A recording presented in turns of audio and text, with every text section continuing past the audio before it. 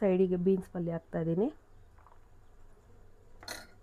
ತುಂಬ ಚೆನ್ನಾಗಿರುತ್ತೆ ಕಾಂಬಿನೇಷನ್. ಹಿಂಗೆ ನೀವು ಮಾಡ್ಕೊಂಡು ತಿಂದು ಹೇಗೆ ಬಂತು ಅಂತ ಕಮೆಂಟ್ ಮಾಡಿ.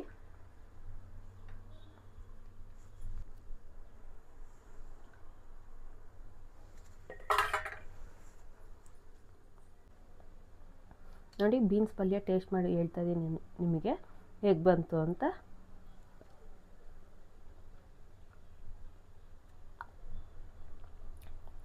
ತುಂಬ ಚೆನ್ನಾಗಿ ಬಂದಿದೆ. ನೀವು ಮಾಡ್ಕೊಂಡು ತಿಂದು ಹೇಗೆ ಬಂತು ಅಂತ ಕಮೆಂಟ್ ಮಾಡಿ.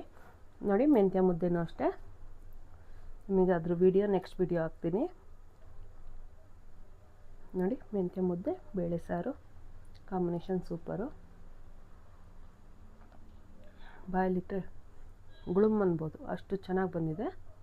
ಲೈಕ್ ಮಾಡಿ, ಶೇರ್ ಮಾಡಿ, ಸಬ್ಸ್ಕ್ರೈಬ್ ಮಾಡಿ, ಬೆಲ್ ಐಕಾನನ್ನು ಒತ್ತಿ ನೋಟಿಫಿಕೇಷನ್ ಬರುತ್ತೆ ನಿಮಗೆ. ಆದಷ್ಟು ವೀಡಿಯೋನ ಶೇರ್ ಮಾಡಿ, ಸ್ಕಿಪ್ ಮಾಡಿಬಿಡಿ, ಎಲ್ಲ ವೀಡಿಯೋನ ಫುಲ್ ನೋಡಿ.